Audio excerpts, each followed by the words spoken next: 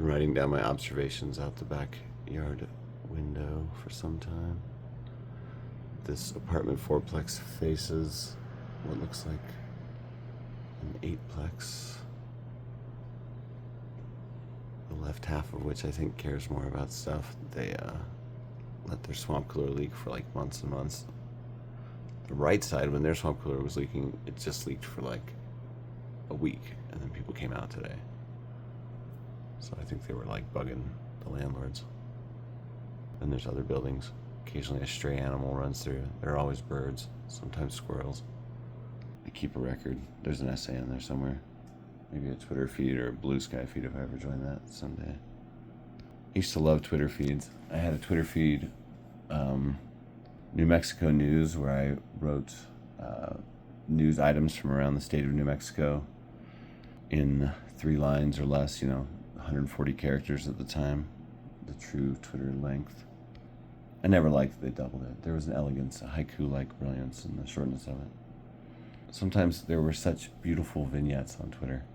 140 character days. These are copies of a newspaper that was based on a Twitter feed I wrote. Yeah, LM Duplications, this record label, run by Hawk and a Hacksaw, Jeremy Barnes and Heather Trost. Jeremy loved the Twitter feed, and we had this newspaper for a while. Look, here's a comic by Luke Hussick, based on my writing. Drunken man on an Albuquerque street slurring at cars in the dark. I'm a Republican for Obama. I'm not voting for him, but hey, you. Yeah, that was just something I saw. Sometimes I would just mix in personal observations of the city with news items wherever I happen to be in the state of New Mexico. Silver City's vegetarian deli now has meat options. The best way to describe it is now a Chipotle-style burrito bar, the owner said. A Santa Fe man's back surgery went so badly he had a heart attack and 3 surgeries more, and his wife left. He's been awarded $2 million. Police pulled over a Clovis man, 23. The man sped off. The police gave chase, but he got away. Later they found his car and him and meth. A skunk stuck its head through a hole in a fence in Los Alamos and got stuck there. Someone found it, took a picture, and helped it get out. Maybe I should resurrect New Mexico News someday. It kind of depressed me over time. Oh, look, we had a comic from Mark Bayer here. Famous underground comic artist, but lives in Albuquerque, and he was a part of this. It was awesome. Photos by... Oh, recommends from Jeremy Barnes, but I agree with all this. And actually, I may have submitted that one. Yeah, Jeremy liked to add all these features. And we had some guests. Sarah Skenazy. Oh, yeah. Cool. Lightning fields. Whoa, cool.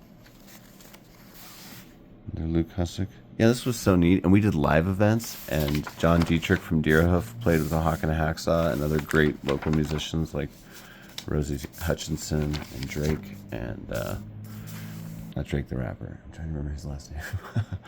But, it was such a cool collage effect, I thought. I felt like it really taught me about landscape and place and tone and accumulation of detail. It was a big writing crash course. The newspaper version only lasted for several months. Jeremy went on tour, and Neutral Milk Hotel reunited. So, if a creative project that you're working on gets derailed because Neutral Milk Hotel reunites, it's like, that's fine. Yeah, Jeremy was an 18-year-old drummer in a band that played house shows in Albuquerque back in the day. And Jeff Mangum of Neutral Milk Hotel came through town and was like, that kid's the best drummer ever. And when he had to put a band together to support via tour his album that he had just pretty much recorded by himself, which is a great album also, that first one. I love all Neutral Milk Hotel. That's a great band. He remembered this amazing drummer who was really young in Albuquerque and wrote Jeremy Barnes a letter and was like, dude, will you please drop out of high school and join me on tour? And Jeremy Barnes was like, all right. That's all documented in Kim Cattrall's book, In the Airplane Over the Sea, also, which I know he was interviewed for. That's a great book. That's the best 33 1/3 book, in my opinion. It's like what I want. And it's because it's written by a longtime zinester, I'm convinced. Zines are awesome. I love zines. But in zines, you learn it's a certain kind of information-dense voiced writing. I love it. So Jeremy, when I was writing the other side, he added this section that he would read old things and write summaries based on them. So I'm like, awesome, dude. That's great. I mean, honestly, it's the dream of a writer to see your world expand. Like, I could never like hate on Star Wars too much because I'm like, that is what every fantasy author wants, is like their world to just keep going, and people want to play in it. I like kind of have series where I'm like, it's sad that it never happened with that one. Like John Christopher's Tripod trilogy, that is like such great science fiction. That's like my favorite sci-fi. I mean, it's incredible. But that's never been a giant blockbuster trilogy of films. It's dumb. There's 2 seasons that are pretty good of a BBC show, and it gets canceled at the end. The last scene is a character saying, "Was it all for naught?" As their base burns, destroyed by the tripods. Anyway, yeah, so I used to be on Twitter a lot. Why did I bring this up? I had other personas on there too. I had a fake account for Mitt Romney called Secret Mitt Romney. And that one made me laugh so hard. I feel like comedy is like a rare thing that you get to write sometimes, and not everyone is always in that mode. I feel like comedy is kind of hard to access, but when you have like a funny period of your life or something like that, often is a product, I think, of scenius, of being around clever, witty people and stuff. When I was in grad school, I just felt like I kind of had some of that funny energy. And, every comedy project I've ever done, I kind of stopped when I just wasn't feeling it anymore. I was like, dang it. Like, I remember writing Secret Pope Benny, the Pope Twitter feed I wrote for a long time. And I still think some of these are really funny. And that one I turned into an art project that was exhibited in a gallery, so that was kind of cool. But I just remember being like, I can't write another one of these. The muse has died for this project, or left, or something. But, when I wrote the one for Secret Mitt Romney, which was so funny, I tried to make it not political. I thought that was a funny idea, to do like a political satire that was just not political. It was just like totally surreal and weird. Like in my version, his wife Anne was always trying to kill him constantly, and she was like an assassin. And his mom was like this feral, insane criminal woman in the Ozarks when he was a kid, and his dad was the Zodiac killer, and he grew up mostly in a lab after he was taken away from his horrible childhood. They did all these experiments on him, and mostly he was raised by a series of wire monkeys that were testing him to see if he had emotion.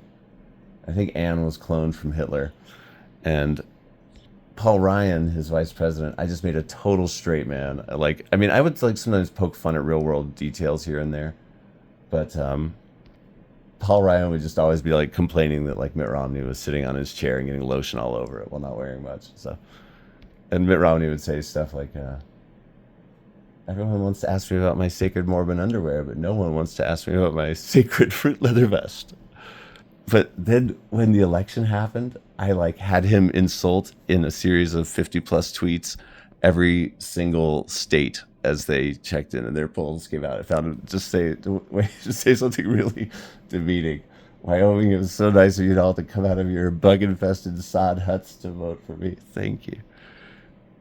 But there were like Adventure Time writers that followed that channel, that Twitter feed, and they were like, you should apply to write for the show and saying stuff like that. And I had never heard of Adventure Time. Now it's one of like my favorite shows. I watched it with my kids as they've grown up, but like it's high art. And I'm like, that is something in my life that I just absolutely kick myself about. That like I could have like collaborated with them. One of the Adventure Time writers said, you made me laugh every day at the end of that. And like, I was like, that's so great. And there is a line in an Adventure Time episode, and I've always wondered, I'm like, that's so similar to one from one of my Twitter feeds. I had Secret Pope Benedict say one time, you may criticize my actions, but if you had my exact same life, mind, childhood, genetics, parents, and ancestry, you would do exactly what I had done. And then Ice King says that in a battle with Finn and Jake in one episode of Adventure Time. I've always wondered. I'm always like, oh, that'd be cool. But to have influenced something neat. Something I love, honestly. Just like, I love that show. It's so high art. It's great. I think it explains like huge principles. It's kind of incredible. And it's like how you do a show. They did a spin-off show where they showed all the characters' versions in the multiverse, and you see just how important the good decisions and relationships they built were, because in worlds where it wasn't like that, it was just horrible in all these different ways. Kind of, It's a Wonderful Life. It's Marvel. Anyway, why did I go off on all this stuff? I don't know. I was thinking about just finding poetry everywhere. Oh, looking out the window. It's because I used to have a Twitter feed called Out My Office Window, where I described everything out this job. And I formatted it into an essay called A Brightness in Everything that was published online in Wildness magazine. I still like that one. That was cool. And I visually formatted it so it looked like windows laid out on the page, like the window, really. And then at the end of that essay, when the window gets closed because they find out I'm writing this Twitter feed instead of working, basically. No, it was the whole deal. I did not fit into that place. And that place was like a soul-killing job on a million levels. But but in the last two pages, when they close the window, I make it a single 1,581 word sentence that goes 2 pages, densely single-spaced, and it's just one sentence about kind of everything, tying the themes up. I mean, it was pretty wild. That job, there was a lot of thematic tissue there to work with. Like, for instance, that job was on the same, wasn't the same floor. Was it the same floor? It was like one floor down, but in the same exact building from like the divorce lawyer that signed where we signed the papers at the end of my first marriage. And like, that was super weird. Like, I just feel like life is an Ouroboros, always circling back on itself. Someone told me recently, you should move forward instead of backward whenever you get the chance. And I'm like, that sounds good, but why do I keep ending up working at my old high school or something? And then I was talking about the window stuff. I guess that's why. And I'm near the bookcase. But what I really wanted to say was, sometimes you find a hidden poem hidden inside a bookcase. Once I wrote an essay called Studying the Earth from Space, the Prairie Has an Endless Sky, that was all book titles. And it was like, it was a lot. It's like almost 1,000 books or something. And I loved it. It was when I had this giant collection, so there used to be 11,000. Now there's just a few thousand. I got rid of so many books. It's okay. It pains me. In a way, this whole channel is like a eulogy for them, a memorial. And yet this collection lives on. But I spotted another poem in here today with a certain kind of wording. And I do feel like when you find these found poems, you know, they come from your unconscious mind, and they come from what's available to you. It's like, I can do it with any room now. I'll just scan my eyes around the room, and I'll find words and phrases, and I'll start arranging them. Like, every room has a little message. Like, literally. And then you just start juxtaposing the words you find. Green fire, the world and its people, the shadow of suspicion. Yeah. Holes to dig. Sorry, everybody. This is an especially rambly video. I haven't posted a lot lately. The channel's kind of discouraging lately, but I gotta remember that I'm doing this for many reasons, including generating raw material for some future weird documentary and future pieces of writing. And it's forcing me to read more. But I want to post every day also. I thought that was going to be part of this channel's like hook. Well, at least it's all the time. But you know, when you only are getting like a dozen views for something or something, it's like, all right. But only to legitimize slightly my talking to myself, when I should be doing something more productive. There's an untitled poem from the paperback shelf. The paperback project, which I will read all of over the next few years. Or let's call it Don't Forget, I Love No Name. Weep not, child, wake in fright, joy in the morning. Look to the mountain, save me the waltz. Can't happen here. You can't go home again. No longer at ease, things fall apart. The fields, the trees, the light in the forest, the house of the spirits, nectar in a sieve. Maybe not. Anthologies. See previous video. Maybe I should do a booklets video. A couple more I should put in here too. Way more if I went through the boxes in the closet. Sweet Pea is a real cutie. We found that There's another kitten under the barracks at the school where I've been working. It's cute. It's white and fluffy. We're going to try to catch it later today. The one that we saved is so cute. He's getting big and purrs now. He purred on me today. Kid's grandparents are probably going to take him.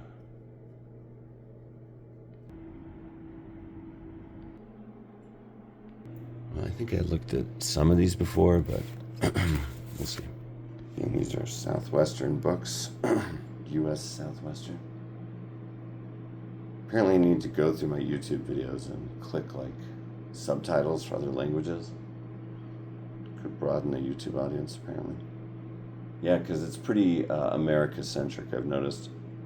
It's like 97% of viewers of this channel are from America and 3% are from Great Britain. But I know someone in Strasbourg, France who watches, so maybe those are crude stats. I think, yeah, this might have been inherited from my sister Leanne, and it really helped me when I read, when I was writing a lot about the West, particularly for my essay, Dear People Who Want Me Gone, chapter of book one of my book about being at this little desert college for a year, getting into trouble. Written as a letter that's like an appeal. I think I may have looked at this one once. Books like this are invaluable. If you study a subject like the West, you really should know some basic stuff. And yeah, this is like so interesting. Culture, Class, and Gender on an Anglo-Hispanic frontier in the American Southwest, 1880 to 1940. Wow, this is really interesting. As history is happening, people are trying to write what's happening, create the narrative. This one I think I looked at in a previous video. Oh, my battery's on. 1 second. Yeah. This was written by a friend of my older sister who died. Both her and my former brother-in-law are mentioned inside. Warm regards. That's a good one. Really interesting. Very Idaho-centric. I liked it. If you like a topic, read about it. I'm telling you. It will endlessly enrich everything, you know. And, yeah, the topic of the West is endlessly interesting to me. It's a puzzle on every level. Oh, yeah, I mentioned this one in a previous video. Ancient Kingdoms of Mexico.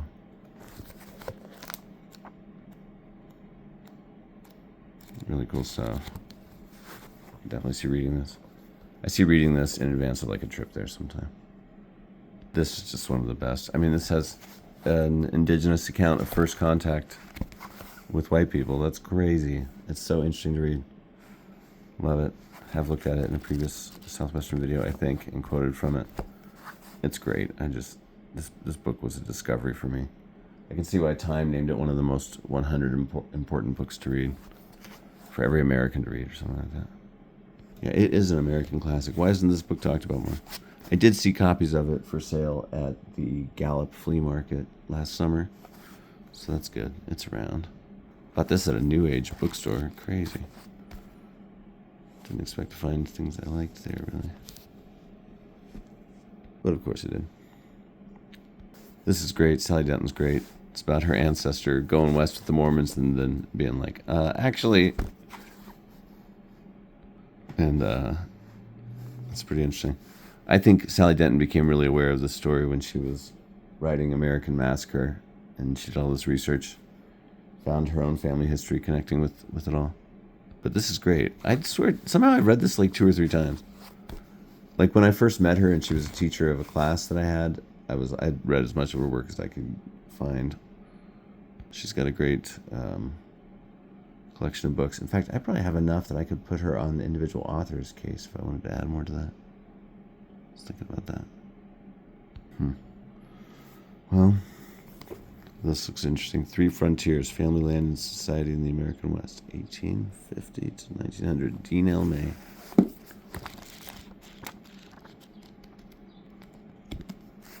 We used to have a neighbor named Dean Lundgren, and my younger sister, then younger brother, would always say, keep it on the Dean Lundgren. That was really funny. Wait, what? Winner of the Mormon History Association prize. If I won that prize, I'd be like, thanks, but could you take one word out of that award? I mean, there's Mormons in it, but like, this is so cool. I love the idea of approaching your own culture and society as like something to figure out and understand. Analysis and synthesis, thought and research and all that stuff. It's so cool. I should read more stuff like this. And I read more stuff like this than I would normally, maybe, you know, for writing. Whenever I write something, I like to really immerse myself in the topic, read books related to it. I'm procrastinating an article. I just need to write that thing. Stop it, squirrel. That's the phone charger. The one thing you can't play with in the apartment. No, leave it alone. This is why this thing charges so badly. Get out of here. Hi. But there's a lot written about the West, and I've definitely had times where I've read a lot about it. For a synthesis of some of my readings, read that essay, Dear People Who Want Me Gone, when it comes out someday. It'll be a chapter in book 1 of my book. If you have a literary journal and want to publish something really long, it's like 200 double-spaced pages, so it should probably... I don't know why people... Yeah, if it's just online. You know, how's that charge? How are websites charged? Why does it matter if a PDF is 100 pages or 10 pages, you know? I'm sure there's some data storage there, but it's like a PDF is a PDF. You can pretty much, well, no, that's not quite right, but this is a cool book with a cool idea. Tales from America's Contemporary Frontier. Like, yeah, he takes that definition of frontier. It's like, what places are still frontier, technically? Like, there is literally a restaurant in Albuquerque that's very popular because it's right next to UNM. The Frontier. It's called The Frontier. And it's full of pictures of John Wayne. And it's next to a college, and I'm like, why have I not seen a bunch of academic papers on this place? Like, the symbolism of it is crazy. And it's shaped like a barn, so you got the agricultural thing. I find the John Wayne pictures gauche. I'd get them the heck out of there if I ran that place. But, yeah. There's a chapter in here on Alex Joseph, this famous polygamist in Utah. And when I was hitchhiking in Arizona one time, during this big canoe trip I took, at the halfway point, oh, there it is. This guy, Alex Joseph's son, picked me up hitchhiking, Trace Joseph. And we had a really interesting conversation, and I later wrote about it. And then I went back when I was writing a piece on spec for American Heritage Magazine that I never finished, but that I did some really interesting research for. It kind of coincided with like a crisis of faith at the time. It was kind of interesting. Because in looking at all these fringe groups that I was writing about for American Heritage Magazine, it was a real eye-opener about the mainstream Mormon religion that I was in. Still mentally held by it in my early 20s. Hi, squirrel, you're so cute. Anyway, so I went back and I went to a book club with all of Joseph's surviving wives. And they're all like so interesting and smart. David Allan Coe was almost a part of the community around this group at one point. He dedicated an album to this guy, that singer-songwriter. The wives all have PhDs and they're really independent and kind of like well-educated. Some of them are scholars that have written a lot about the area.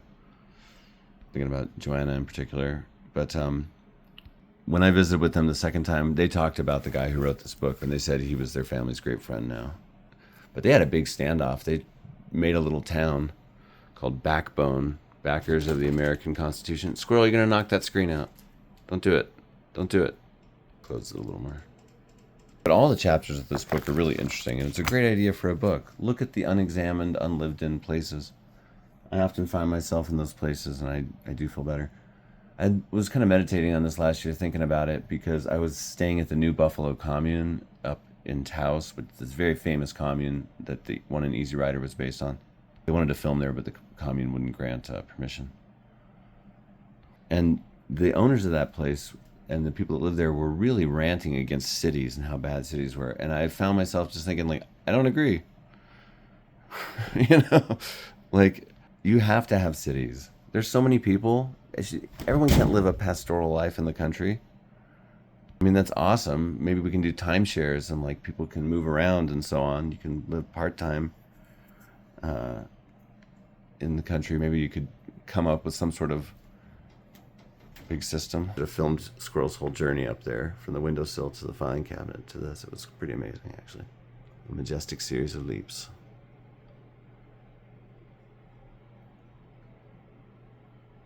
This is like an ad for Towns of the Sandy Mountains. Respect, Squirrel, you're very cute and noble. Okay. Yeah, anyway, back when they had that town, they had a big old standoff. They're like, the American Homesteading Act says we can be here. The government's like, not anymore. That got repealed. They also had a little spin-off of the LDS Church, the Mormon Church, called Church of Jesus Christ in Solemn Assembly. I don't know that they've stuck with that, but when I visited with Trace the second time, he showed me this whole trunk full of mimeographed literature from these tiny polygamist sects of the Utah and Arizona desert. And they were really cool. I mean, I love ephemera and the secret world, you know, even with all my baggage from a Mormon childhood and young adulthood. I was like, this is obviously incredible. Sociologists somewhere freaking out for this sort of thing. Good old squirrel. Here's another book from Dayton Duncan. Out West. Journey Through Lewis and Clark's America. I read that one too. Must have done a lot more reading in the past. Oh, you know what? I think I listened to a ton of audiobooks too. I may have... No, I think I read this because I liked how it looked and felt. I love learning about Lewis and Clark and stuff. They are very interesting. I could do some nonfiction sections. Maybe I could have a case of like nonfiction by theme. That would be a good idea for a bookcase. Fine, you convinced me. I'll buy another bookcase at the next available opportunity. Way to go, me. This was a textbook for Hidden History of the West, a class I took with Sally Denton as teacher at UNM. Great college experiences in my life. A river trip of a class. There was a guy there that was like on the run from the government in that class. There was a... He had an eye patch and a secret identity. And I don't think... he flipped his eye patch up once and I saw an eye, so... IDK. This is about an incredible true story of just the racist taking of a bunch of orphans because the white population of an area of Arizona, a town in particular, deemed everybody that didn't look like them, especially these Hispanic families, incapable of properly raising the children. But the book, which is nonsense, of course, and